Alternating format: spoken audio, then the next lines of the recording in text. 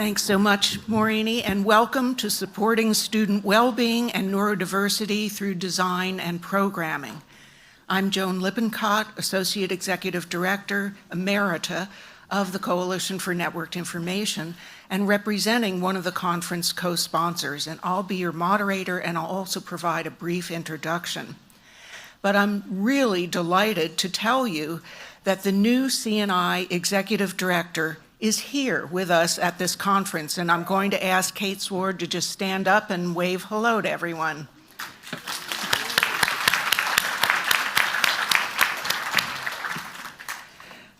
We've got two really great speakers today who are experts in their fields. Marissa Nemchek is an architect and planner dedicated to advancing student well-being and success through design and strategy. She co-leads Canon Design's Whole Student Initiative, which bridges higher education, student life, and mental and behavioral health to create environments where all students can thrive. Kelly Miller, someone I've known a long time, is the Associate Dean for Learning and Research Services at the University of Miami Libraries in Coral Gables, Florida. She's also the inaugural director of the library's mindfulness and well-being programs and a certified mindfulness meditation teacher who leads weekly mindfulness meditation sessions for the campus community. So, I have a few questions for all of you here in the audience. Could you please raise your hand in response? First question, do you currently have a specific space or spaces in your library for promoting well-being for students? That doesn't surprise me. That's great.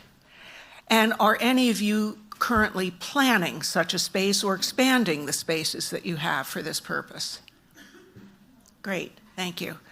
Okay, my next question. Do you currently have a specific sensory space or spaces in your library intended to support neurodiverse students? Do you currently have?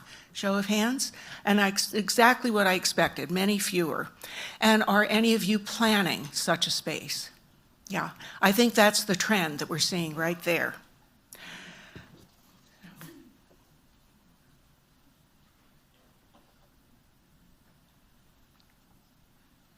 So in today's session, Marissa will cover the topic of neurodiversity or sensory spaces. Kelly will talk about well-being spaces. But overall, it's really important for me to communicate that what we're all talking about is creating environments, connections, and programs, and not just spaces. And it looks like I've gotten ahead of myself here. Why are libraries creating these spaces? You can find a lot of statistics. These are two that I've chosen, and these are collected through ACE, the American Council on Education. The first two, or the ones in quotes. Nearly 8 in 10 of students, 77%, indicated that mental or emotional difficulties negatively impacted their academic performance for 1 to 6 or more days in the past 4 weeks. That's sad to me. That's worrisome. Having had 2 college students a while back, but all the same. Second, the college student populations contain significant numbers of neurodivergent students. I decided not to use a percentage here because I kept finding different percentages depending on what it was being counted. I think it would be great if those of you who don't know what that percentage is considered on your campus go back and find out through the appropriate office or unit on your campus. It's important for you to know that. I think you might be really surprised at the high number of those students. Next, libraries can provide environments and programs that support student well-being, their sense of belonging, academic performance. And I just want to give a shout out to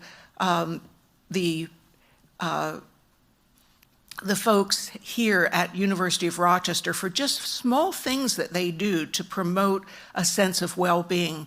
Did you notice at the reception last night in our beautiful space, they have a board that says, are you a first-time user of VR or AR? And there's a whole a series of hashtags. In fact, you had that in one of your slides. What it does is say, you are welcome to come in and use this space even if you're a novice. And look, there are plenty of other students who came in here for the first time. We want you here. You belong here. It's little things like that, I think, that make a big difference. And also, students often identify libraries as safe spaces, and that's really important for well-being and for students who have neurodiverse conditions. Marissa very kindly provided me with this slide that she calls a new era of neurodiversity, and notes that currently the term neurodiversity is meant to embrace the positives of a unique mindset by moving away from negative labels. But it encompasses a really wide range of differences. And as I was putting together this presentation, I realized that both of these topics represent what I thought of as a constellation of needs, programs, and spaces. One of the things that I think is important to identify on your campus is who are the campus partners. And I've listed some, but there are probably others on your own campus. Most of you don't have an expert in these areas, as we have here today, in the library. So you need to reach out to others to understand better what exists on your campus and what the needs are, and doing that through a needs assessment. This is one, just a portion of which I took from the website of the University College Dublin, in Ireland, and the campus partners and external advisors they used. And here's a scan of public spaces looking at climate type issues and well-being type issues at Illinois State. And you can all refer to these URLs from my slides after the conference. I wanted to show you a few examples of what are often referred to as low sensory rooms. NYU has done one of the most recent renovations and has a more extensive set of spaces. You'll notice some are for groups of students or more than one student at a time. There's some seating arrangements that might be for a single student. Going back to this University College Dublin, this is the array of spaces they have for neurodiverse students, and I thank very much Marianne Mavernack, who pointed me to the spaces at this university as really some of the most extensive and well represented on the website that I've seen. And they include, on the next slide with sensory spaces, they include one space for students who like to pace, who can't sit still. And that's a different kind of neurodiverse issue. And I find that, really fascinating. And they delineate all of these spaces on their website. And at Montana State University, they also have a space for students who like to fidget. I like that word. There are students who like to fidget, and some people like me find it really annoying to sit by them. And so here they have a great space. Now, in terms of well-being, again, a slide supplied by Marissa, an optimal and dynamic state that allows people to achieve their full potential. Many different organizations have subscribed to this definition. And there are many types of programs that are taking place in these spaces, and Kelly will go into in great depth into ones she's doing at Miami. And here are what some of the spaces look like. Look at the beautiful leaded glass windows looking out onto trees and lawn at Vassar. Look at the rug and soft furniture at Vanderbilt. Look at the artwork, although some might find that a little bit disconcerting, depending on what their needs are. And also other characteristics like rooms with controllable lighting. These are not at NC State specifically necessarily for neurodiverse students, but having this on your website is really a useful thing for people. Another one at York University, this is in the business school, where they have students from their social work or other program who will do peer-to-peer counseling. And one of the most beautiful art installations that I've seen in a library at the Chinese University of Hong Kong in a learning commons is this beautiful sculpture where the light filters in, and it just provides a real mood to me of well-being. But different people will react in different ways to artwork and other characteristics. So finally, I just have some comments for you, and that is first to clarify your goals. What exactly are you trying to accomplish? Conduct a needs assessment and confer with campus partners. That's an iterative process, those three things, going back and forth and understanding the needs, the community, and refining your goals. Identify interested library staff who might take the lead on these projects and consider right sizing. How many people do you want to be able to fit into these spaces? What's too big, what's too small? Integrate space, programming, and staff resources and technology. Get the funding, maybe through some of those partners, and support your students. So that's what I wanted to provide as an overview, and over to Marissa.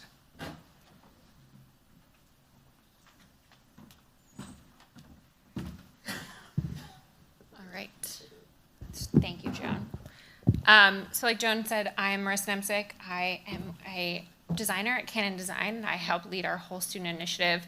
It's something that's not only professional, but very personal to me. I am a neurodivergent individual. I identify as being dyslexic, so that I'm sure is not lost on you as a group of librarians. Books were not my best friend growing up, which I'm sure differs from most of you in this room. But I love being able to speak with you because I think libraries hold such a great opportunity to really become those spaces of common ground and support for all students. So this is really exciting. What I want to talk a little bit about is neurodiversity, but I don't want to talk about it separated from well-being. I think thinking about neurodiverse individuals and thinking about whole student well-being are intertwined, and designing for student well-being at the forefront is really thinking about all of those different people showing up with different needs. And we can do kind of greatness with looking at both. So adding a little bit more context that Joan started, looking at the current reality, there is a lot of widespread stress and loneliness and need for belonging. Why I think about this intentionally is we think about student success and how we design for it. We're really looking at ways that we're designing these places and spaces to start to create more opportunity to reduce barriers, bring students in, and help them find opportunities to really be successful. We know a lot of students, we see this stat, 1 in 5 drop out before year 2, and that's usually because they're citing a problem that is not academic. It's health, it's financial, it's their mental well-being. So what are ways that we can help them be successful, not just in the classroom, but outside? And that's going to lead to them being more successful post-graduation. So when we think about well-being, and I say well-being and not wellness, wellness is looking at very specific things like your social, your physical, your mental, academic wellness. When we think about well-being, it's the idea that you're actually thriving and you're being successful in those things. We work intentionally across collaboration with our mental and behavioral health and healthcare team because like healthcare, we want to think about spaces in ways that we can provide preventative help. We don't wait in healthcare until we have a crisis to try to treat. We look at symptoms, we look at external factors, and how do we start to create a plan for people to stay healthy. So we want to do the same thing when we think about well-being and student success. So that means thinking about things like the impact of a neurodivergent individual on how they experience space or how they experience different programming, inclusion, belonging, financial literacy, and food. Also the academic support. We had a lot of great conversation about bringing those counseling and those tutoring spaces into the library. And then again, intersectionality and identity and just feeling that you belong. That's the first part that we need to start with and make sure people feel like they're welcome and really be brought into those spaces. So what that means for us when we really work with our clients is we think about this from the perspective of the whole student. The whole student is really thinking about that individual as more than just an academic, thinking about them as how are we preparing them on a campus to be successful so that when they leave the institution, they really thrive. So when we look at the campus, we think about it as a full ecosystem. Like an ecosystem in the real world, you can't survive without the push and pull of other pieces and what you get from other groups on campus or in an ecosystem, similarly on campus. What we think is really impactful for libraries is you have this great opportunity where you're really centers of supporting students in executive functioning, discovery, and really teaching them how to learn, which they're not learning in the classroom. They're just utilizing it. And it's really this opportunity of discovery and support that you provide as a library that we think holds really great opportunities for the campus ecosystem. One way I like to describe it is, I think anyone who has had a child or sibling or brother or sister, you always ask them when they go to college, what do you want to be when you grow up? But we don't ask students, who do you want to become? We don't ask them what type of person do they want to be when they leave, so that they're not just, again, that person with an individual diploma, but they're really thriving and really being set up for success long-term beyond the time they spend with you on campus. And why we think that libraries are really interesting and really catalyst in this overall conversation is because they really provide that common ground. I know a lot of you spoke about this, and it was really wonderful to hear, but you really are this third space that exists on campus where people feel comfortable and they want to come here. They want to sit in a community of others. And sometimes, I think, Joan, you mentioned, students just want to sit in a space where other students are learning and learning how to learn or learning how to discover things. And that's really impactful. You're also normalizing help-seeking behaviors. You are so warm and welcoming to students, and you want them to ask more questions, and you help them to set up those inquiries and help them do research. And you create these safe and flexible spaces where students feel like they can belong and they can stay. And while I say a lot of that, and you say that's kind of my day job, I think don't take that for granted, because there are not a lot of other places on a campus where that happens. And it's really important, specifically when we think about it as empowering every learner. So specifically thinking about neurodivergent students, there are a lot of things the library offers which is really impactful for how we learn. There's the idea of becoming a stigma-free bridge. It's a place where asking questions is welcomed and encouraged. It's a place where you can say, I don't know, or I need help, and it's okay. It's a safe anchor. You're predictable. You create a safe home and a welcoming space, and you support focus. You allow people to test things and really figure out what works for them. You also provide agency and resilience. You empower your students to really think about how they learn, how they want to belong, and how they want to impact the world around them. And then also, you're one of the only spaces on the campus that tells people how they should act when they enter a space. You have a quiet floor. You tell students, it's okay, we want you to be quiet here. Here's a collaboration space, we want you to collaborate. And as a neurodivergent individual, having rules of engagement is amazing. So I want to talk a little bit about a space or a room. And Joan showed a lot of really wonderful images of what that would look like.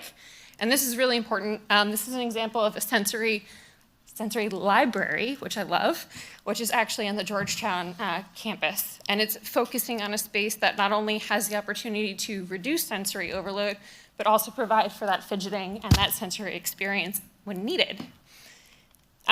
These places are very important. I think creating a room like this that provides simplicity and lighting, views to outdoors, warm, cozy feelings, the sense of alone together, which many of you talked about, is really important. I would also say it doesn't have to happen inside. It can happen outside. It can be an outdoor space. It can be that place of refuge or sanctuary or some place to just be calm and relax. But a one room is not enough. And you shouldn't be worried about the singular room creating a response and a solve for this.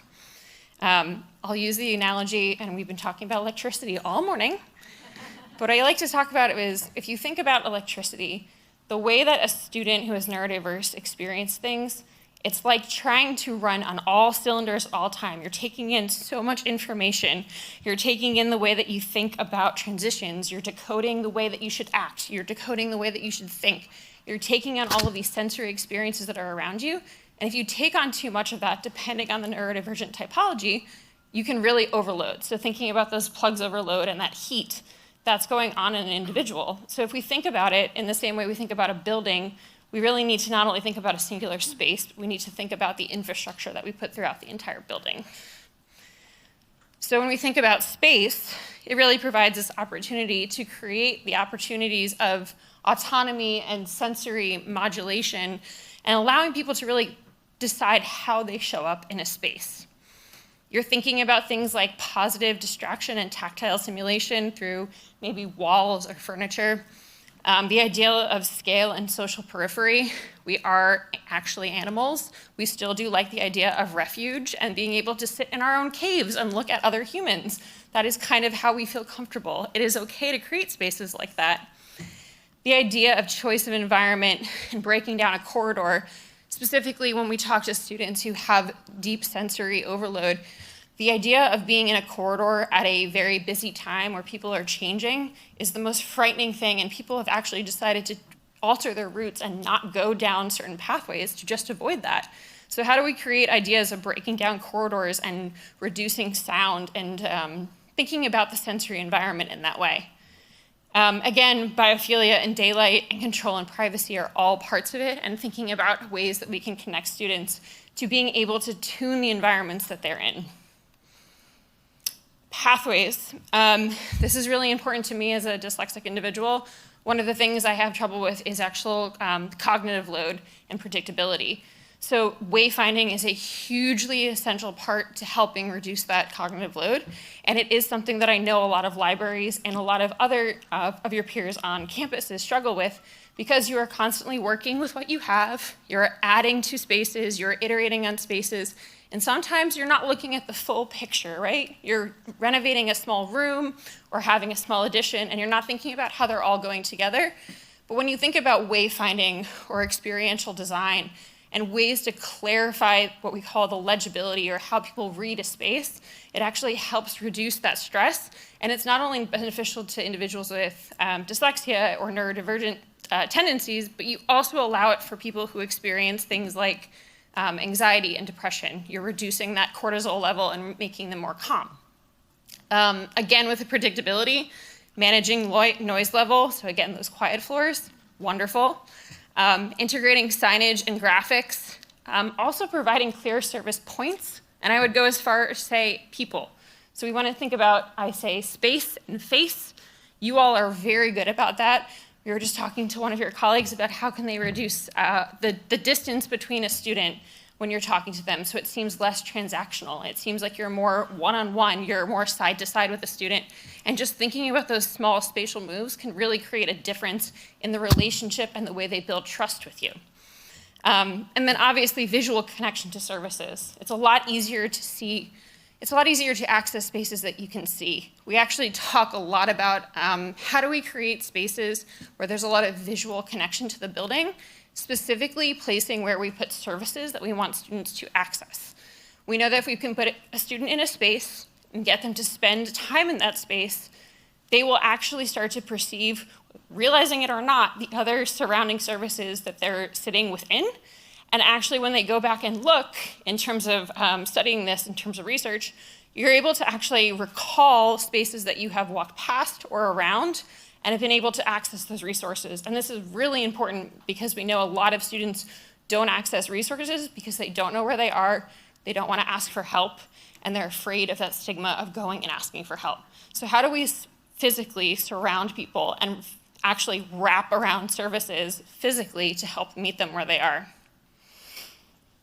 And then the last is the front door. So I like to talk with my colleagues a lot about accessibility, and I always hear, oh, we have to get them in the front door. We need to make a path that's clear. It used to be about that physical threshold. It is now about the perceived threshold. We know that if we can get students in the front door, they are more likely to go ask for help and receive services and spend time in the building.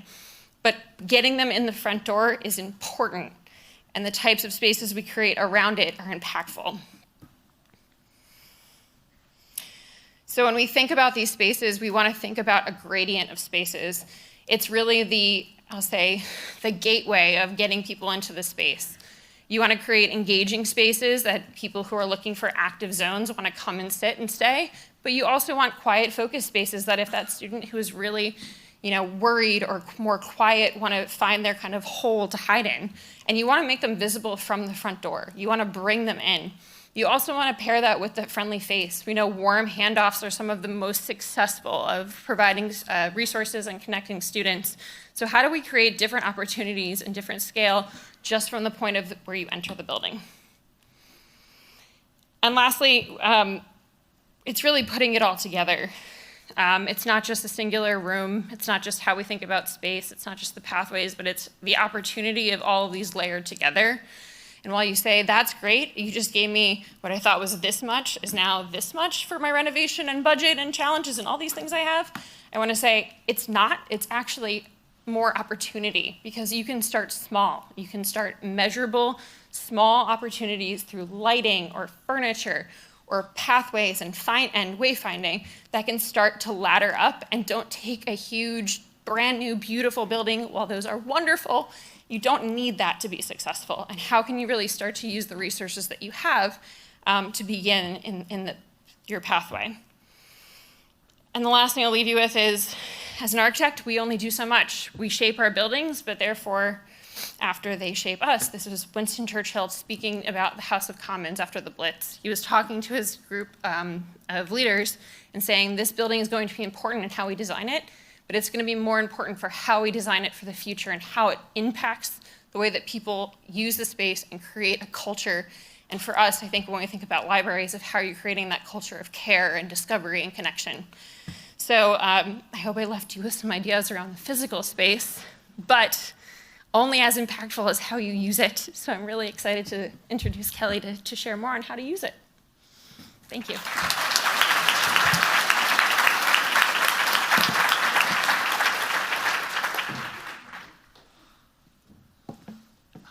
One more.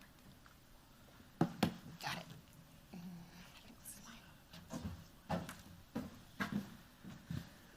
Hello. Thank you so much for the chance to be here and talk about this topic, which feels, for me, many years in coming, and being able to share about the work that we're doing at Miami, but also wonderful timing. So thank you, Joan, and thank you, Marissa, for that inspiring talk. So let's see. Oh, I just went ahead, I think. Oh. Let's see, okay. Oh, it does still have the animation. This will be exciting. It's gonna time me, so I might have to keep going backward and forward. Well, hopefully that'll keep you awake, because here we are mid-afternoon, and I've been introduced as a mindfulness meditation teacher, which kind of raises like, oh, is she gonna lead practice? Oh no, is there, I think I might need AV help. Is there a way to pause the animation, or just remove it? Okay, that would be great. Thank you. Yeah, it'll give you a preview of everything I'm going to say. This is fun. Exactly. Why not? So I'm just going to speak, and at some point, the appropriate slide will show. But I'm really delighted to be here to give you a brief overview of our mindfulness and well-being programs at the University of Miami Libraries. And just as Marissa mentioned, the focus on being, wasn't going to talk about that, but I really appreciate that you are using the term well-being instead of wellness. And really, in my work at the University of Miami Libraries, I've been shifting in a way from focusing on helping students do stuff to help students enjoy being human. And so this is helpful, I think, in thinking about the terms. It has to do with our being human beings. Our programs consist of a set of experiential, research-based library programs designed to support the mental health and well-being of employees, students, staff, faculty, and the broader community. So that's pretty much everyone. The programs are part of our library's strategic plan. One of the key priorities in our strategic plan is care and belonging in our community. And these programs, they complement existing resources on our campus that offer professional mental health, and that includes our faculty, staff, and assistance program, and also our student counseling center, and that's a really important point. Like, as a mindfulness meditation teacher, I'm not a trained counselor, but those services are also on our campus. So I wonder here, I think I'm just going to keep backing up so that this really will be distracting. I'm so sorry about this.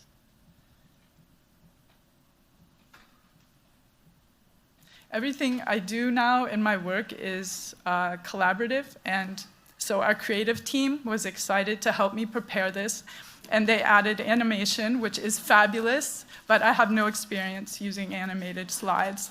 So, but let me get to the correct one here. So I wanted to introduce our Wellbeing Collective. So this is a group of library employees at our libraries that help design the programs that I'm going to be sharing and talking with you about. It has 8 active members. They do this work voluntarily, and each of us comes to the collective with a combination of personal and professional reasons and commitment for doing this experimental work in libraries. Okay, so I think I'm going to learn how to pause this. Yes? Oh, thank you. Thank you. That would be so helpful. Okay. Not quite. If you, actually, yeah, you can stay here. Let's stay here. Great. Thank you. So I wanted to share a little bit about my own story, about why I have come to this work. So we need to stay where we were. Yeah, it's still advancing. Okay, I'm just gonna. Okay, great. So I came to this work in 2014 when I began my job at the University of Miami Libraries. I'd just become an associate dean for Learning and Research Services at the University of Miami Libraries. And at the same time, I experienced heartbreak. So I was going through sort of a period of grief and loss in my own life.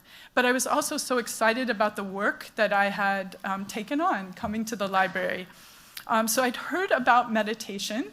I'd never actually experienced it or tried it myself, but I signed myself up for a mindfulness-based stress reduction course offered through our university. And as I began to establish a daily meditation practice, I began to experience it as both deeply challenging but also healing to be taking this course alongside other people interested in how to work more skillfully with the stresses and challenges of our current modern life. After deepening my practice I had the daily meditation practice, but I also began to go on week-long silent meditation retreats. And I became significantly committed to it, and also then decided to enroll in a 2-year mindfulness meditation teacher program, a teacher training program that really helped me begin to see how I share these practices with others that were so life-changing for me. With the kin-centric leadership program, that was sort of the next step for me. I began to also work on climate-related issues. So the kin-centric leadership program I completed in 2024. It was an 18-month program designed to draw in people who are in leadership roles in various domains, but interested in the intersection of meditation, mindfulness, and climate-related work. It took us to a week-long retreat outside Boulder, Colorado, where we had solo time out in the wilderness and learned nature-based mindfulness and compassion practices, and began to listen to nature as inspiration for how to lead in this challenging time that we're in. So the next slide, please. So why the library, though, for this work? Why the library? Joan's already discussed it a little bit. Marissa also mentioned many reasons why. In 2018, I'll just add an anecdote here. In 2018, our university leadership drew all academic support units around campus together, and they said, we're really having a problem. Our student counseling center is overrun. We literally can't keep up with the mental health needs on campus. And we need everyone on campus contributing in some way to help us with mental health support. And here I had been on my own journey, and I realized this was a moment to work with campus to bring in well-being and mindfulness support into the libraries. So I think most of these items have been already mentioned, but they're worth reading line by line because each one of them is quite profound and disturbing, as we've discussed. And one thing I will add is that our students reflect our collective challenges. And so when we see that students are having mental health, this mirrors a larger mental health crisis in the United States, actually. And so it's also interconnected. The last item, fatigue, overwhelm, and burnout among employees, is also worth noting and in a way where we've started. I started with myself enrolling in mindfulness-based stress reduction classes and then realized the potential for connecting with our employees on this topic as well. So next slide. So what we've developed at Miami, we call mindfulness and well-being programs. They're experiential in nature. They're research-based, so everything we offer, you can point to research to back it up. They have their roots in our stress-relieving programs that probably most of your libraries have, therapy dogs for midterms and finals. But our program is embedded now in the entire semester. So week by week, we have programs and activities to support mental health throughout the semester. What happens in our experiential mindfulness sessions? They're 45 minutes in length. They offer introductory grounding practices that can be incorporated into daily life. They offer brief instructions and talks on themes. They offer guided meditations, and they offer a chance for questions and responses. So people can say, oh, this is how it went for me, or this is a question I have, or I don't understand this. And these sessions were initially offered in person. In 2020, they went virtual, and we've now been offering them for 5 years through our libraries. So next slide, please.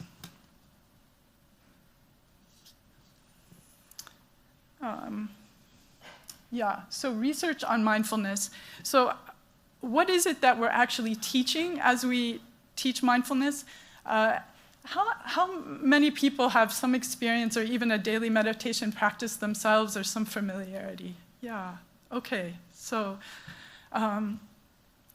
in these sessions, they're introductory. So we're introducing people to mindfulness of body, of breath, of emotions, of thought. And we're helping build present moment awareness, moment to moment, equanimity in the face of challenges, whatever they might be, and kindness and friendliness toward whatever is arising.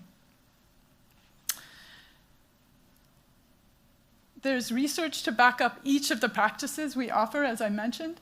And these are some of the examples of what the research shows, how mindfulness, or heartfulness, as I also like to call it, supports us, our cognitive, emotional, and physical experience as human beings.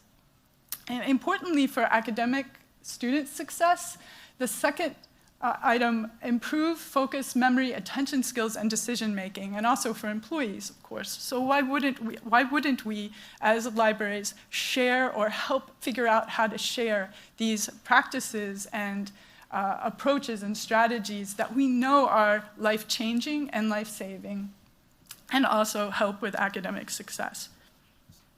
Okay, so next slide, please.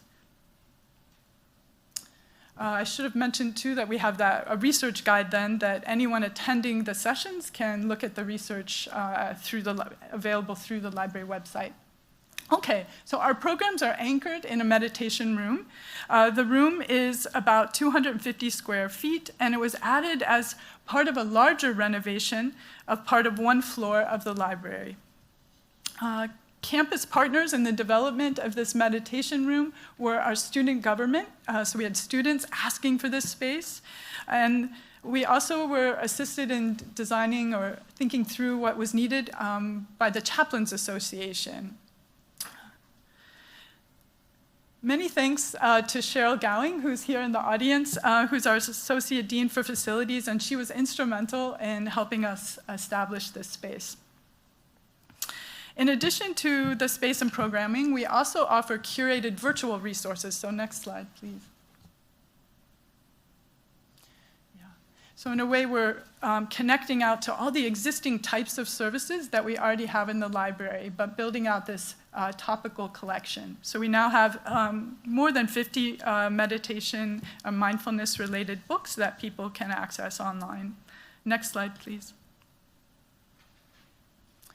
We do conduct assessment on what we're doing. So I know this is a bit wordy, but I can give a quick overview. So our sessions, as I've mentioned, have been offered for more than 5 years. Last year, we offered 41. Typical audience for this is 25 to 26 people, although it goes up when something challenging happens on campus. There'll be double that number. Recently, with recent events, for example, we've seen upticks.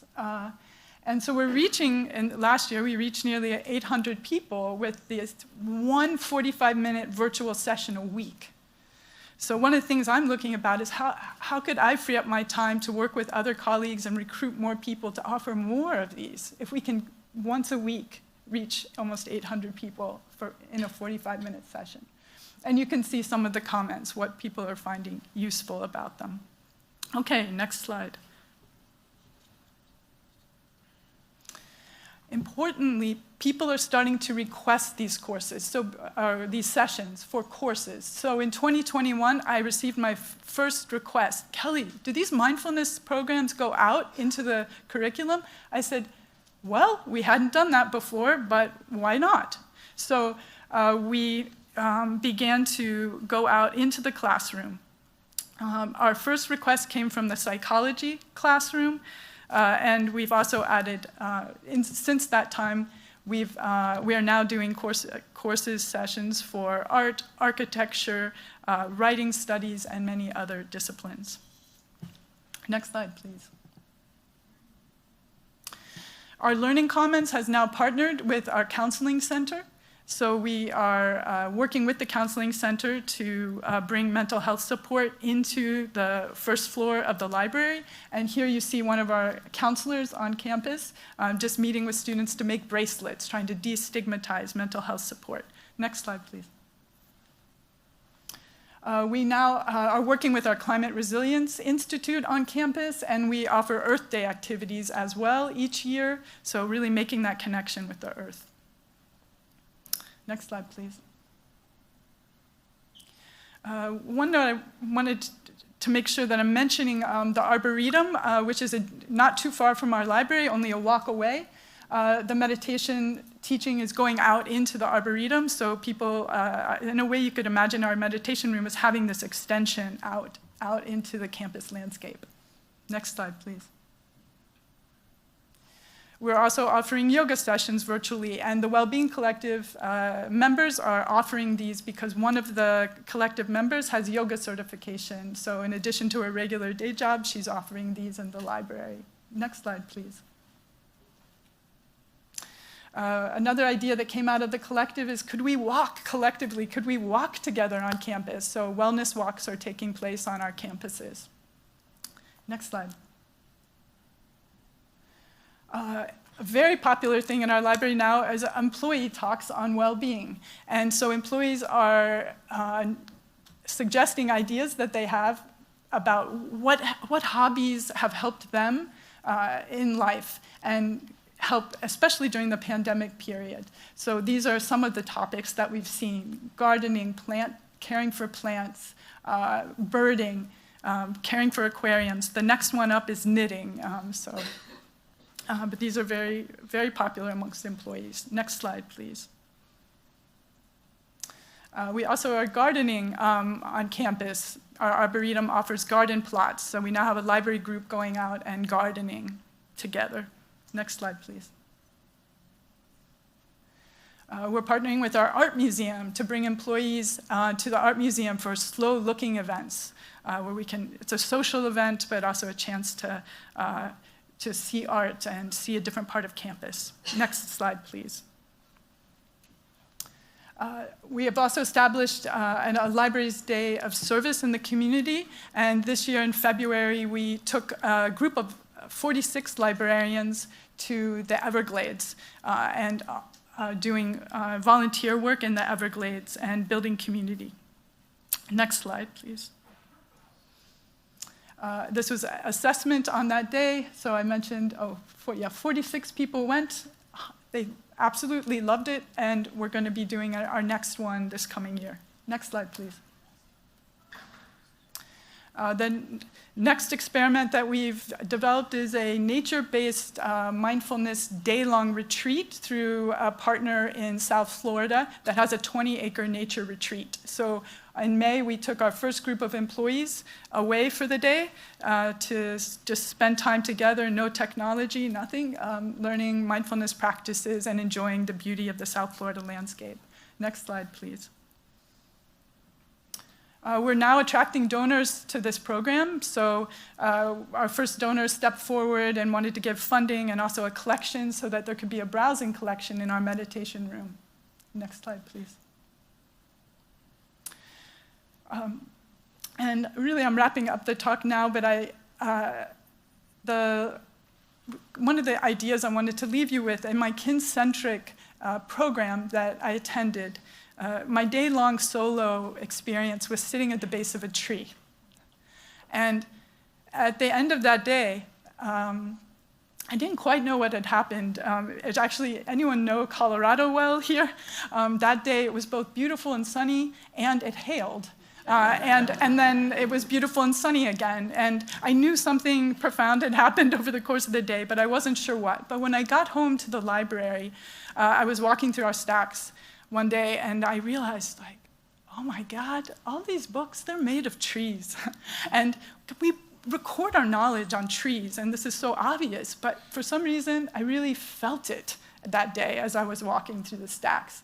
And then I began to think about, as we're offering mindfulness programs in libraries and focusing on care and connection and belonging to each other, to ourselves, to the land, we're really manifesting these tree-like qualities of presence, of balance, or equanimity in face of change, right? And also shelter, care, and refuge, providing refuge.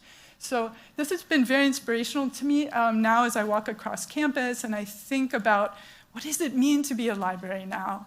And what could we be if we really draw on inspiration from trees, which we have this innate connection with?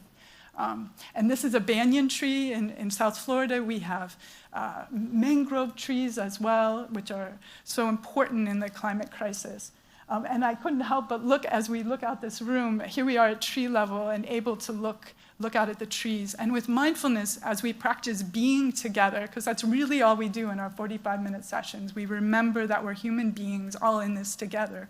We breathe, and when we breathe, we're breathing with the trees. So it's a wonderful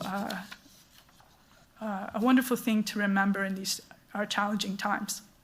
So almost the last slide. Next slide, please. Thanks to Shepley Bulfinch, who conducted our master plan in 2022 for us, we have a vision for a much larger meditation room. The one I showed you earlier is 250 square feet. This one would have access to natural light, which would be amazing, and an outdoor terrace potentially. So you could be in a meditation session and then walk outside and be at tree height and be able to really see the landscape. So we're hopeful that we'll inspire more donors and more excitement about this type of programming in libraries and its potential. And last slide. We have a fairly fleshed out portion of our library website now focused on our mindfulness and well-being programs. So if any of this intrigues you, you could learn more here. And we have a large about section, which you can learn about the history of our program. And then on the right up here, I'm doing more and more work in this space. And I'm also beginning to do some consulting around how do we develop these programs working with campus partners. So thank you all for being here. Thank you for being patient with animation. And I look forward to meeting with you and chatting with you as the conference continues. So thank you very much.